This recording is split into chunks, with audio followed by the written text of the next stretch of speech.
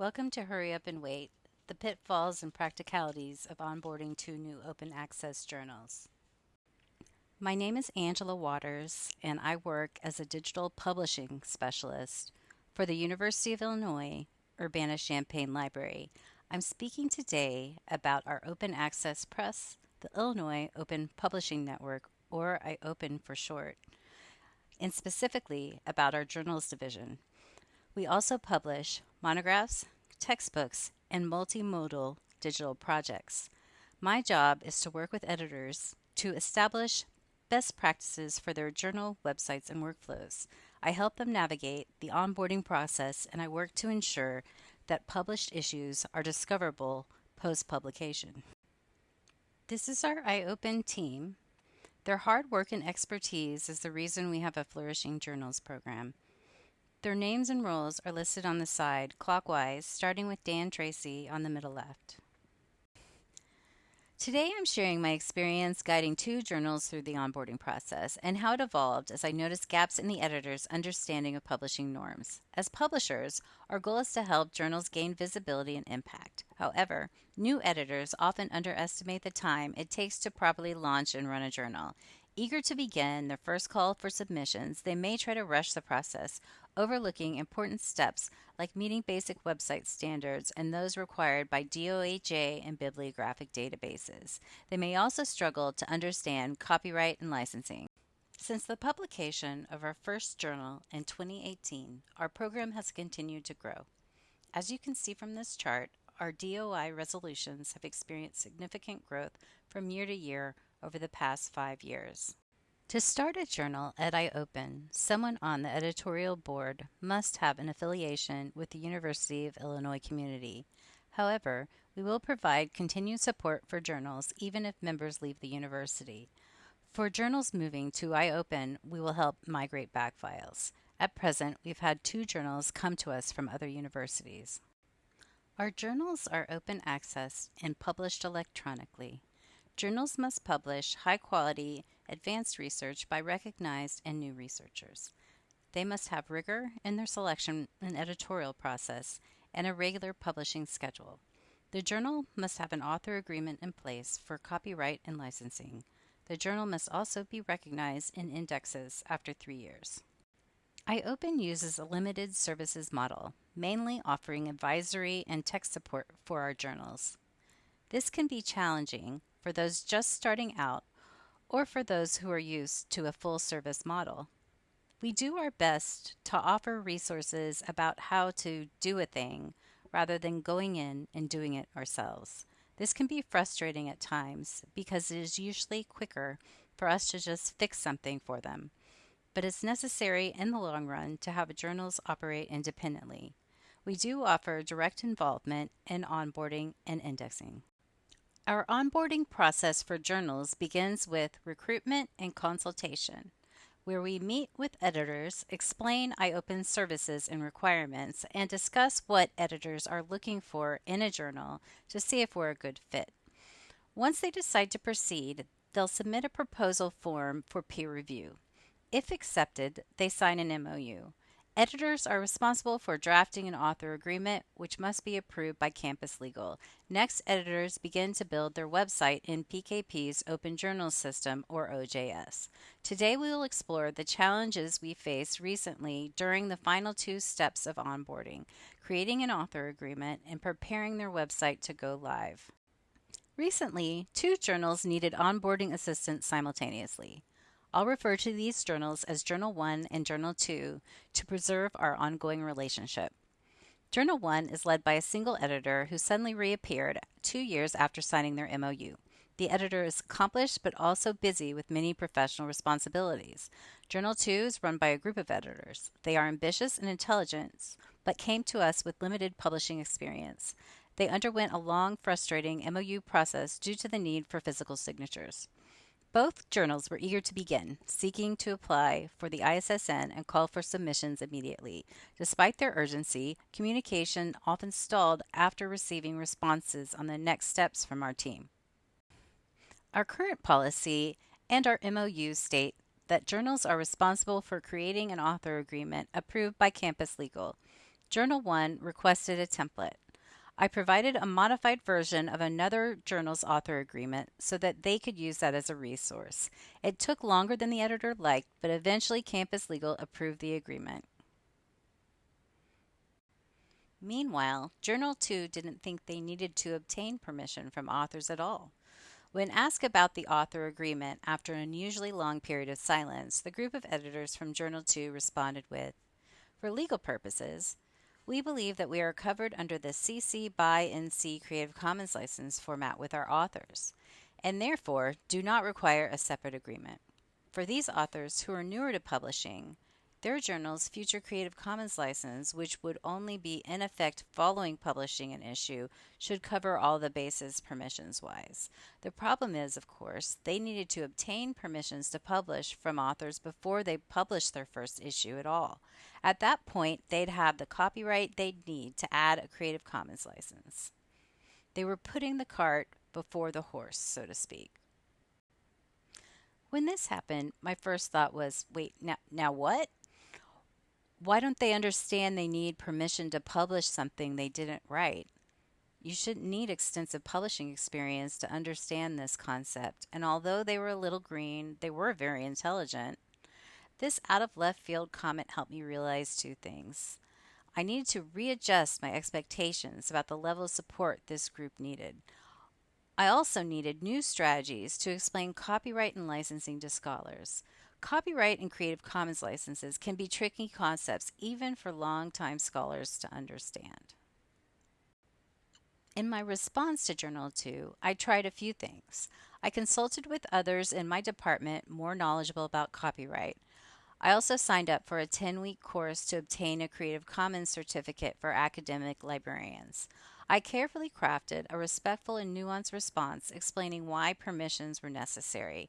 Additionally, I referred to language in their MOU with us requiring journals to obtain the rights to what they publish. I assumed their resistance was based on the long wait for their MOU with us and that they were looking for a reason to avoid another delay. But was I wrong? Maybe it wasn't about the length of time. Journal 2's response to the template I provided as a sample was that they were mostly okay about it, and they let us know that they still had questions and concerns about copyright and licensing. I learned that what I thought was a tidy and thoughtful explanation over email wasn't sufficient. Finally, and most perplexing to me, they asked whether they could have the author agreement built into the workflow platform OJS. They thought a checkbox in the workflow might do the trick. I immediately knew there was no way the university would think that checking a box in OJS was a substitute for a signed contract. They only recently approved Adobe Sign. I couldn't imagine an institution of our size responding positively to a request like this from a group of editors from just one small journal. Also, who would build this feature and ensure that it was secure? It was clearly beyond the scopes of iOpen's services. Even if by some miracle we could make this happen, it would take years. And this was a group who was frustrated that they had to wait a few months for a signed MOU. It was time to try a new approach. The first step I took was speaking with Campus Legal about the requests from the editors.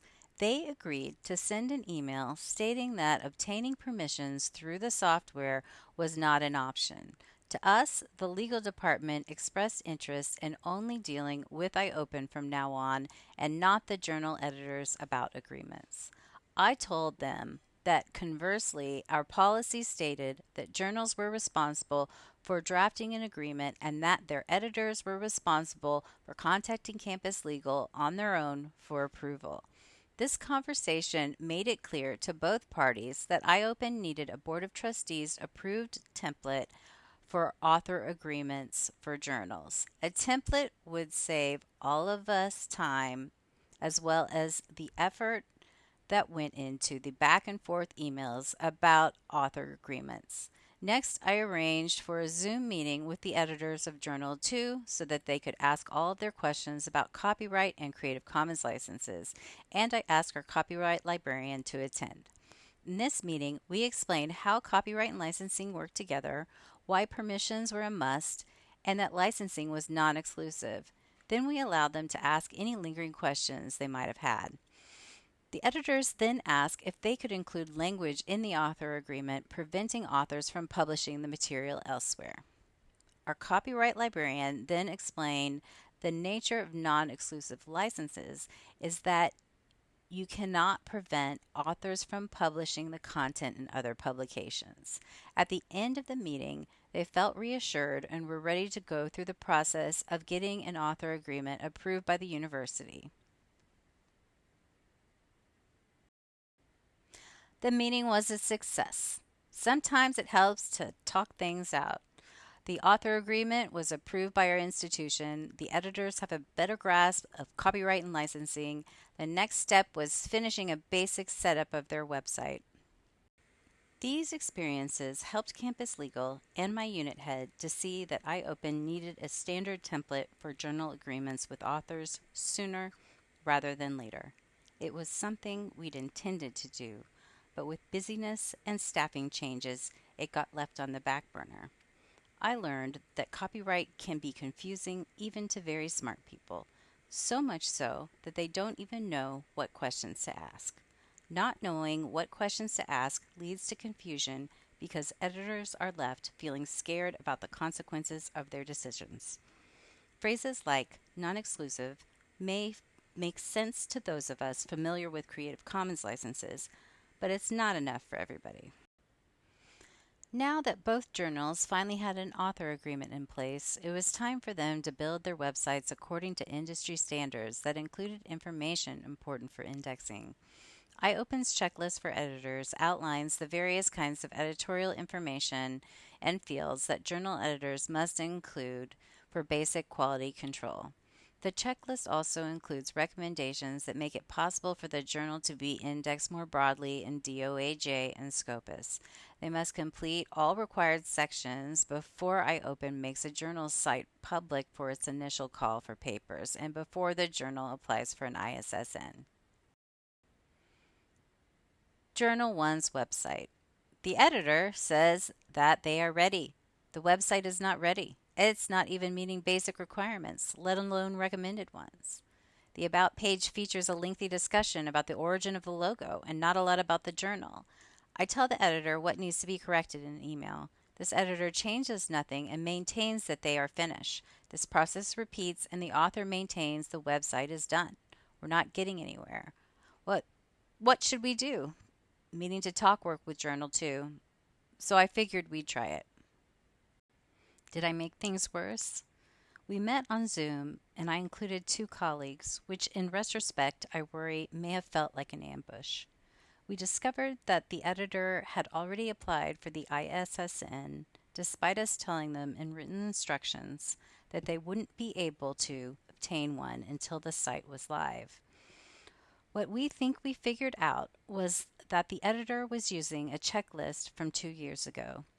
This is despite the fact that I attached the checklist to several email interactions with the editor and laid out what needed to get fixed. I took ownership of the miscommunication to ease the tension. I sent the updated checklist again. I received no response. It was clear that it was time to reassess. Journal 2's website. They also say they are ready. They are not ready. After the problems with Journal 1, I decided to change course, and I asked one of our GAs to list what needed to be completed or corrected after each item within the document. I reviewed it to edit it and returned it to the editor. They fixed what we requested and asked for some clarification, and I explained.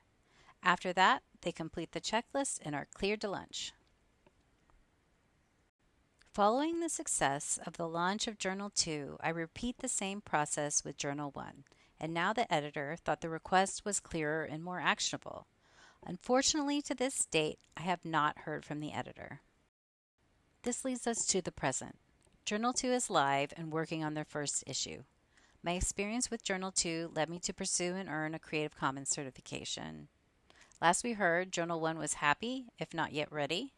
I learned that editors prefer comments on the checklist. I found that sometimes it helps to take a more direct approach. We are in the process of creating an official template for our author agreements, but I'm still waiting to hear back from legal. I guess I need to be patient about the legal stuff too. Thank you for listening. Our contact information is listed on the slide.